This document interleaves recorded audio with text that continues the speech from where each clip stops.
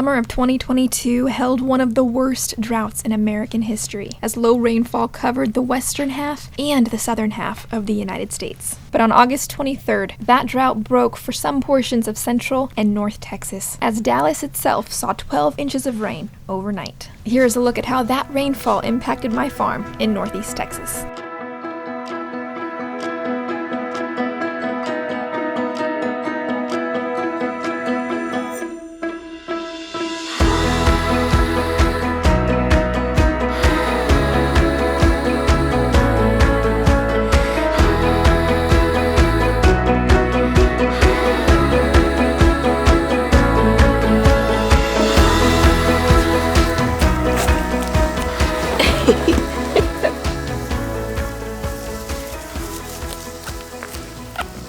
So the drought broke last month with 6 inches of rain here in my area, and some areas of Dallas, Texas saw 12 inches of rain. And 12 inches is way too much, but on my specific property, we received 3.5 inches overnight, and it was the most perfect rain to really pull us out of drought. Previous to this, we had not seen any growth on pasture for an entire month. It was that intense as far as the heat and the low precipitation. We had maybe 3/8 of an inch in July, and then once August hit, there was nothing.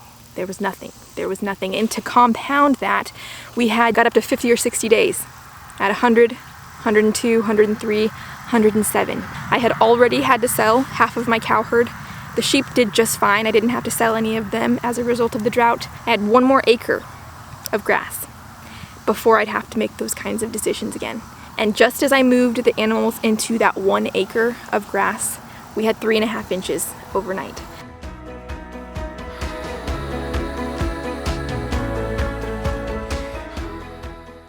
So I just cannot express how grateful I am for the Lord's timing on that. And as you can see, what we've got going on here is a complete replenishment of our pasture.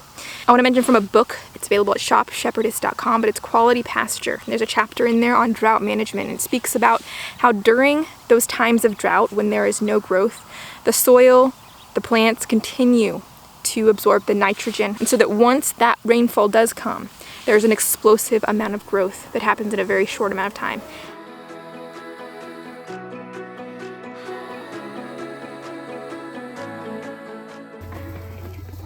How have the chickens been? Chickens have been really good lately. Okay.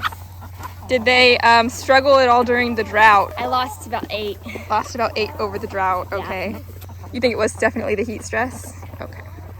Yeah.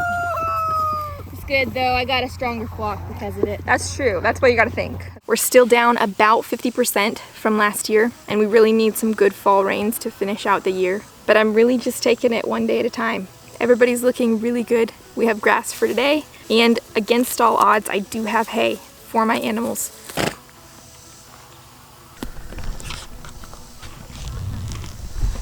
Doesn't have anything to say about that.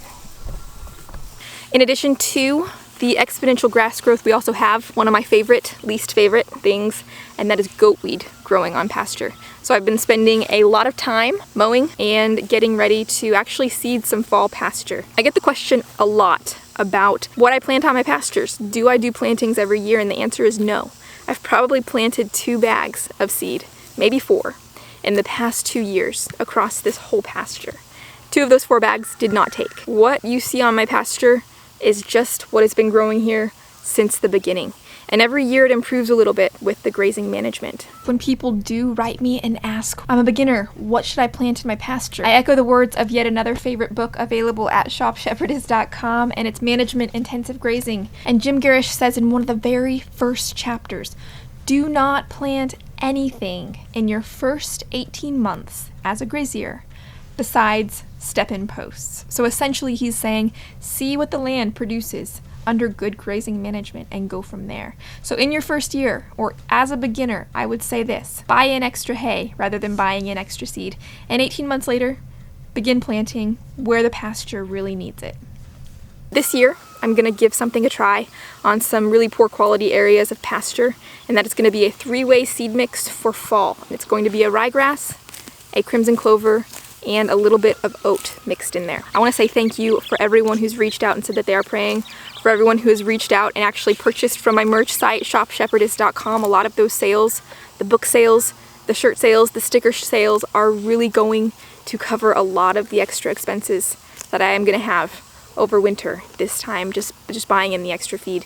And it's been an incredible blessing, and I want to say thank you for your prayers. Thank you for your support, and I am so excited to continue sharing with you guys as we close out summer, enter into autumn, and round out the year, Lord willing, here at Harmony Farms.